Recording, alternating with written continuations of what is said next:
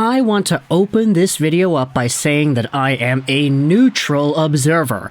I don't follow the Penguins as much as I follow some of the other NHL teams, nor am I the biggest Penguins fan.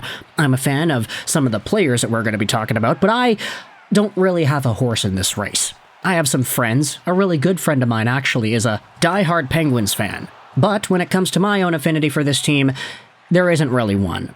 So I'll be honest here and say that most of the information that we're going to be talking about in this video comes from my own subjective interpretation as to how Penguins fans online are reacting to the situation in Pittsburgh. If you are a Pens fan, then hey, let me know in the comments, am I getting this right? Am I understanding things properly here? Am I getting your points of views correct? Because today what we're talking about is the Pittsburgh Penguins and the way Mike Sullivan could very well be screwing over this team. We're focusing on two guys that really illuminate this point heading into today's Pittsburgh versus Calgary game on what I think the NHL is calling, Frozen Frenzy? Something like that? It's the one day of the season where the NHL does not want to compete with football on Monday nights and Sunday nights, so they have themselves a day where all 32 teams are in action playing in 16 different games that all start around the same time. It's kind of crazy. But I'm recording this audio on the night of Monday, October 21st, and assuming the lines and the rosters that we see on today's practice, Monday's practice, carry over into tomorrow's Tuesday Calgary game, then we can go out there and make this video. Because I wanted to focus on two guys here in the Pens organization. Firstly, let's go over former Toronto Maple Leaf Michael Bunting, and secondly, let's go over former Edmonton Oiler Jesse Puljujarvi. Yeah, that's right, we had to have the Canadian connections in there, because Bunting and Puljujarvi are both guys that I think many Penguins fans have seen good things out of throughout different points in their careers. For Michael Bunting, it was last season. The guy had 19 points in 21 games for the Penguins after being acquired in the Jake Guentzel trade from Carolina. He was pretty good in Carolina, but probably a lot better in Pittsburgh. This is, of course, coming after the stellar rookie campaign that Bunting had, where he was a 63-point guy in 79 games played. He's a good player. He has really grown up through tough times in the Tucson Roadrunners organization before becoming a full-time National Hockey League athlete with the Leafs and being a finalist for the Rookie of the Year in 2022. Kind of crazy that he was able to do that at 27 years old, but he was still there nonetheless. Now this season, Michael Bunting has only 1 point in 6 games, and the funny part is, if you look at his projection, he's on pace for 81 games. Why is that? Well, it's because Michael Bunting was actually a healthy scratch by Mike Sullivan a few days ago. Now, let's go over to the lineups. This was from October 19th, so 3 days ago. This is the Penguins and their lines before they played off against the Winnipeg Jets on Sunday. You had Anthony Beauvillier with Sidney Crosby and Brian Rust, Drew O'Connor with Evgeny Malkin and Rickard Rakell, Puustinen alongside of Lars Eller and Jesse Puljujarvi, plus you had Hayes, Glass, and Ashari on the fourth line. Ritzlick, Letang, Pettersson, Carlson, Graves, and Shea, and you had Michael Bunting as one of the extras.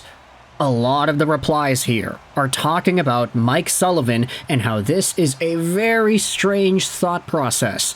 Beauvillier is the reason the top line has been so bad, but he gets to stay in the lineup. Fire Mike Sullivan. Michael Bunting is a scratch? Didn't see that coming.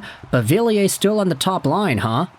Once you make Sullivan mad, there's no recovering. Poor Bunting.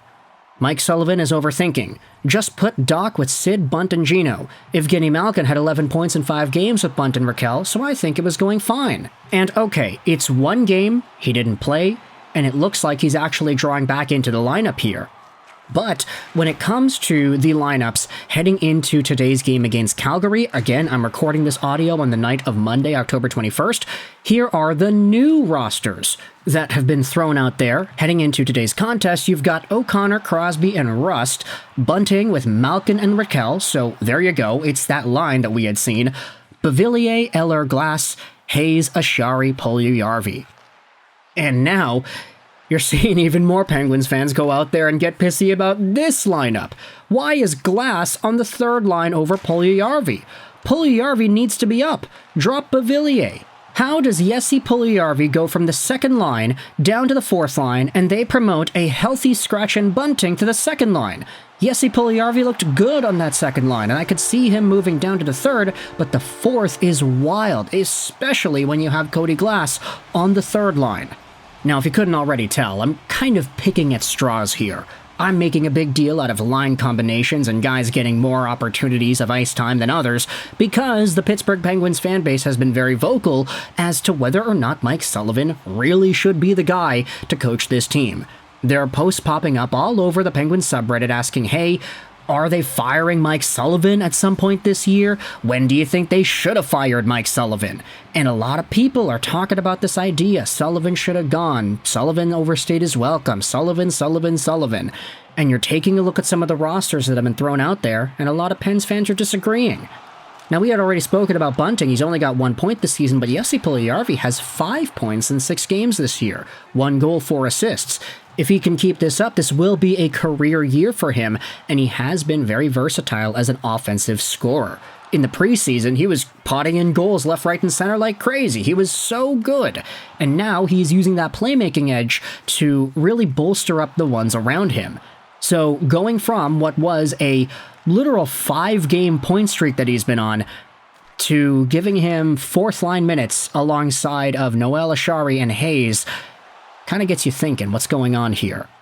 Especially for me, like I'm a Canucks fan, obviously I pay attention to Vancouver the most. Seeing Anthony Beauvillier being one of the main guys that's always in the mix, a lot of Pens fans saying, hey, what's going on? Why is Beauvillier on the first line and Bunting is not? Why is Beauvillier on this spot and Puljujarvi's on the 4th line? Yada, yada, yada, Beauvillier.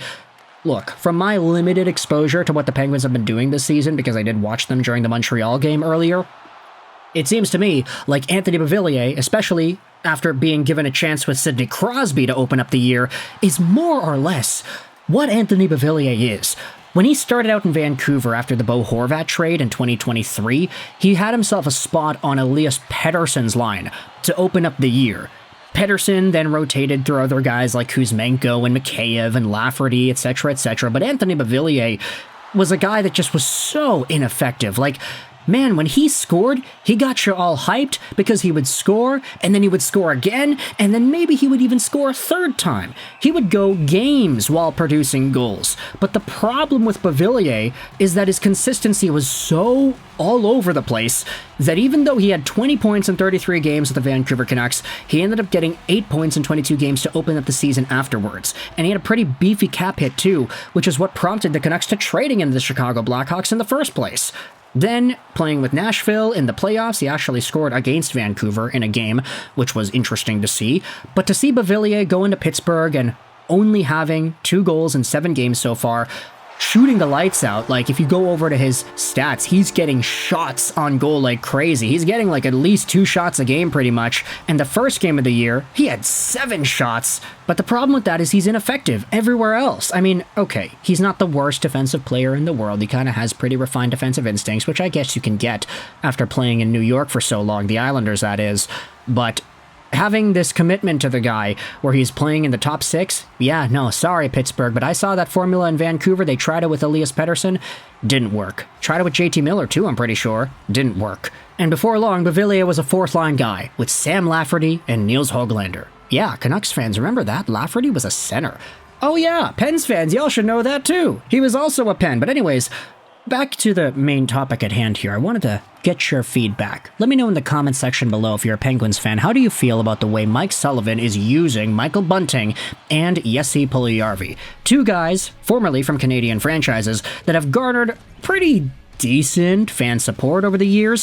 What are your thoughts on the way they're being deployed? Do you think it's unfair? Do you think the top line, the Sidney Crosby line, should be moved around a little bit more? What are your thoughts on having Bunting with Ricard Rakell and Evgeny Malkin? Is that the way things should be? And how do you feel about Jesse Puljujarvi being a 4th-line guy? Does this all add on to the list of things that make Mike Sullivan have to go, or were you already on that train beforehand? If you think he actually should be staying, then let me know your thoughts in the comments as well, why I'm wrong in these assessments. I said it at the beginning of the video, man. I'm not really a Penguins fan, I'm just a passive observer, and I'm trying to talk about the things that I see on my social media feeds, so I'm not going to pretend that I know everything about this after all. Thoughts in the comment section below about the Penguins. I hope you enjoyed this video. And bye.